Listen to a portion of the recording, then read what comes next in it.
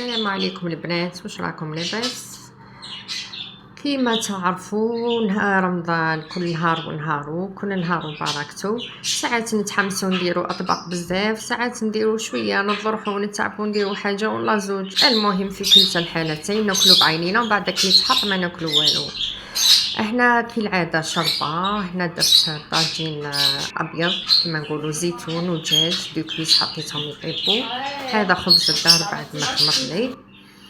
هنا نحيت هذوك لي كويس، حطيت لي بولات تاع الدجاج وكويس واحد خليته وواحد فتتو.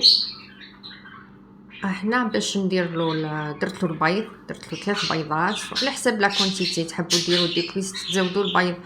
المهم انا درت 3 بيضات، درت ملح فلفل كحل. هذه بطاطا قليتها دي غونديل وستويتها على ستفتها ولا ستويتها كل واحد اش يقول على المولا كيك، وفرغت فيه هذاك الدجاج اللي فتتو بالبيض، شويه ملح وفلفل كحل برك فيه، درت فيه الفرماج كيما راكم تشاهدوا. نسويها على الاجنان الجوانب وكل، نعاودو نغطيو. تحبوا تزيدوا ديروا فرماج غابي هنا من فوق ديروا، المهم فيه الفرماج يعني.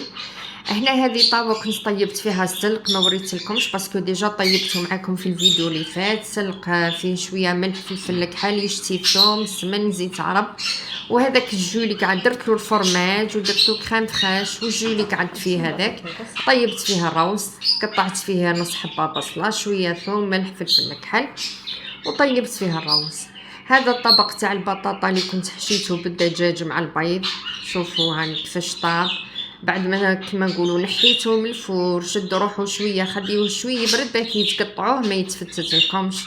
هذوك لي بولات تاع الدجاج تاع الفيونداشي، عفوا هذا البولات تاع اللحم مرحي كنت طيبتهم في لاصوص بلانش هكذا، قرنيت بيهم كما نقولوا شبحت بيهم هذيك البطاطا. وانتم واش يقول لكم الالهام تاعكم. وحطيت زيتون على الحواشي. هنا الروز اللي كنت طيبته كيما شفتوا كنت رفقته بصدر دجاج رحيته وداويته ملح فلفل كحل، درت له مغرفه كبيره تاع شوفان. وهذاك السلق اللي طاب بعد ما برد حشيته في هذاك سكالوب وقليته وقطعته على النصف، درتهم مثلثات مستطيلات كي نقطعوهم يولوا مثلثات كيما راكم تشاهدوا هكذا. قليت حبات مركز. وهذا الخبز اللي طاب شوفوا ما شاء الله. ما نحبش انا الخبز هذاك اللي يجي طالع بزاف هكذا، شويه برك ما نخلوهش يخمر.